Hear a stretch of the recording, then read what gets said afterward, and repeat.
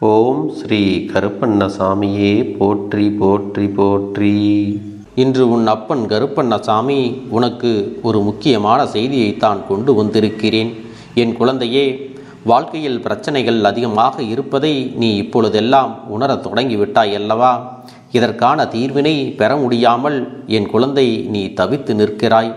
இந்த வாழ்க்கையில் உன்னை சுற்றி நடக்கின்ற விஷயங்கள் ஒவ்வொன்றையும் நீ சரியாக புரிந்து கொள்ள நீ என்ன செய்ய வேண்டும் என்று யோசித்து கொண்டிருக்கிறாய் அல்லவா? அந்த நேரத்தில்தான் இந்த கருப்பண்ணசாமி உனக்கு மிக எளிமையான ஒரு விஷயத்தை சொல்லிவிடப் போகிறேன். அது மட்டுமல்ல, அப்பன் சொல்கின்ற ஒவ்வொரு விஷயங்களும் உன் வாழ்க்கையில் உனக்கு மிக பெரிய மாற்றத்தை கொடுக்கும் என்பதில் எந்த ஒரு மாற்று கருத்தும் கிடையாது. என் பிள்ளையே, அப்பன் சொன்ன நாளில் நான் சொல்கின்ற ஒரு இடத்திற்கு நீ சென்றுவிட்டு வர வேண்டும். அப்போதுதான் உன் குடும்பத்தில் இருக்கின்ற பிரச்சனைகள் எல்லாம் தீர்ந்துவிடும். இந்த கருப்பன் நான் சொன்னது எந்த அளவில் உண்மை என்பதை நிச்சயமாக நீயாகவே உணர்ந்து கொள்வாய். என் தங்க பிள்ளையே, நான் சொன்ன தேதியில் நான் சொன்ன இடத்திற்கு நீ எத்தனை தடைகள் வந்தாலும் நிச்சயமாக நீ சென்று வர வேண்டும். என் பிள்ளையே, அப்பன் உன்னிடத்தில் ஒரு விஷயத்தை சொல்லும்போது அதற்குள் இருக்கின்ற உண்மைகளை நிச்சயமாக நீ தெரிந்து கொள்ள வேண்டும். இந்த கருப்பண்ணசாமி நினைத்து விட்டால் உன்னுடைய வாழ்க்கையில் என்னவெல்லாம் நடக்க இருக்கின்றதோ அதையெல்லாம் உனக்கு நன்மையாக நடத்தி கொடுத்து விட முடியும் அல்லவா? ஆனால் எப்படிப்பட்ட துன்பமாக இருந்தாலும் சரி, எப்படிப்பட்ட கஷ்டமாக இருந்தாலும் சரி, இதையெல்லாம் ஒருபோதும் நீ நினைத்து வருத்தப்பட்டு கொண்டிருக்கக்கூடாது. ஏதாவது ஒரு மாற்றத்தை உணர்ந்து நேர்மறையான எண்ணங்களை உன் மனதிலே நீ அதிகமாக வளர்த்து கொள்ள வேண்டும்.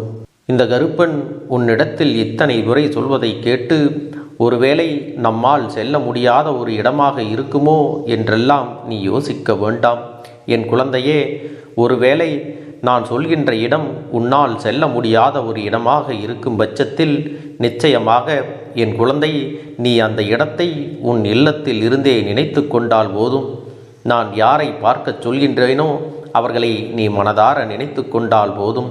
சர்வ நிச்சயமாக இவர்கள் உனக்கு வேண்டியதை எல்லாம் கொடுத்து விடுவார்கள்.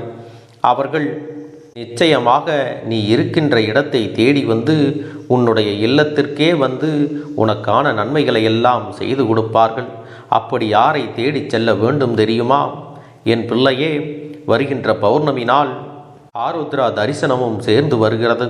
என் குழந்தையே, மற்றதை எல்லாம் விட்டுவிடு.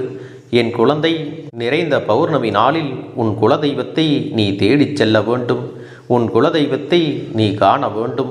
உன் குலதெய்வத்திடமிருந்து உனக்கான நன்மைகளையும் நீ பெற்றுக்கொள்ள வேண்டும். என் தங்க பிள்ளையே, குலதெய்வத்தின் அருளானது ஒருவருக்கு கிடைத்து விட்டாலே வாழ்க்கையில் இருக்கக்கூடிய துன்பங்கள் எல்லாம் பாதி முடிந்துவிடும். நீ அதன் பிறகு வாழ்க்கையில் சாதிக்க தொடங்கி விடுவாய்.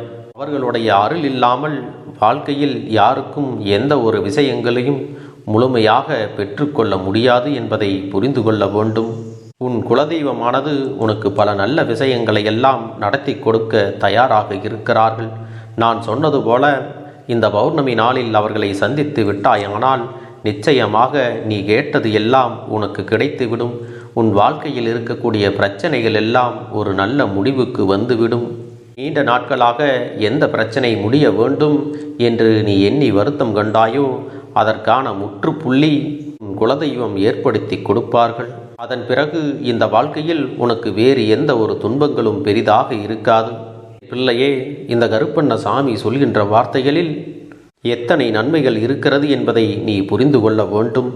உன்னுடைய மனக்குழப்பமும் தீராத மனவேதனையும் இல்லத்தில் இருக்கின்ற சண்டைகளும் சச்சரவுகளும் ஒரு நொடியிலும் நிம்மதியே இல்லை என்று உன்னை பாடாய்படுத்தி கொண்டிருக்கிறதல்லவா? இதுவெல்லாம் தானாகவே தீர்ந்துவிடப் போகிறது. என்னுடைய சில குழந்தைகளுக்கு குலதெய்வம் இருக்கின்ற இடம் மிகவும் தூரமாக இருக்கிறது. அந்த இடத்திற்கெல்லாம் என்னால் உடனடியாக சென்றுவிட முடியாது என்று நீ சொல்வாயானால் என் குழந்தையே, அதற்கும் ஒரு வழியானது இருக்கத்தான் செய்கிறது. நீ இருக்கின்ற இடத்திலேயே உன்னுடைய குலதெய்வத்தை நீ வணங்க வேண்டும். உன்னுடைய இல்லத்தில் ஒரு தீபம் ஏற்றி உன் குலதெய்வத்தை மனதில் நினைத்து கொண்டு அவர்களுக்காக நீ ஒரு வேண்டுதல் முடிச்சினை வைக்க வேண்டும்.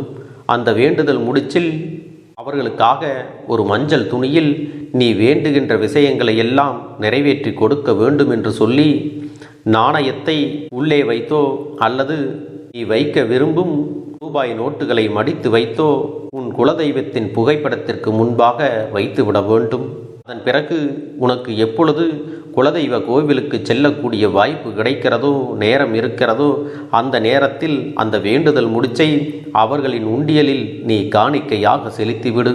நிச்சயமாக உன்னுடைய வேண்டுதல்கள் எல்லாம் அவர்கள் நிறைவேற்றி கொடுப்பார்கள் என்பதை நீ புரிந்து கொள்வாய்.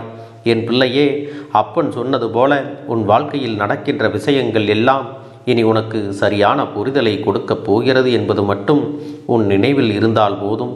எப்பொழுதும் இந்த கருப்பண்ணசாமி உன்னுடனே இருந்து உனக்கு நல்ல வழியை காண்பித்து கொடுப்பேன்.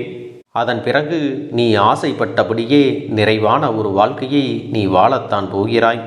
அன்பு குழந்தையே, ஒருவர் வாழ்க்கையில் வரக்கூடிய பிரச்சனைகளுக்கு பயந்து ஓடி ஒளிவதை விட அதற்கான தீர்வு என்ன, தீர்வு எப்படி கிடைக்கும் என்று அறிந்து கொண்டு அதன்படி நடப்பவர்களுக்கே வாழ்க்கையில் நல்ல நல்ல தீர்வுகள் எல்லாம் உடனடியாக கிடைக்கும். அவர்களுடைய பிரச்சனைகளும் தீர்ந்து போகும் என்பதில் எந்த ஒரு மாற்று கருத்தும் கிடையாது. இந்த வாழ்க்கையில் நீ நினைத்ததை விட அதிகப்படியான நன்மைகளை கொடுப்பதற்கு உன் குலதெய்வம் தயாராக இருக்கிறார்கள். அப்படியானால் அப்பன் சொன்ன இந்த பௌர்ணமி நாளில் நிச்சயமாக உன் குலதெய்வத்தை வணங்கிவிட்டு உன்னுடைய இஷ்ட தெய்வத்தையும் காவல் தெய்வங்களையும் நிச்சயமாக நீ வணங்க வேண்டும்.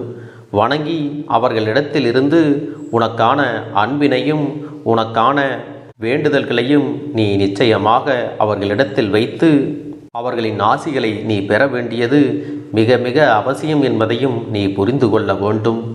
என் தங்கமே, எதிர்காலத்தில் உன்னுடைய வாழ்க்கை தெய்வங்களின் துணையோடு மிகச் சிறப்பானதாக மாறப்போகிறது. நல்ல மாற்றங்களும் எதிர்பாராத திருப்பங்களும் அதிர்ஷ்டங்களும் உன்னை தேடி வரப்போகிறது. அதற்காக உன்னுடைய முயற்சியை ஒவ்வொரு நாளும் செய்து கொண்டு வர வேண்டும். என் அன்பு பிள்ளைக்கு இந்த கருப்பண்ணசாமியின் ஆசீர்வாதங்களும் அன்பும் துணையும் என்றென்றைக்கும் முழுமையாக கிடைத்து கொண்டே இருக்கும்.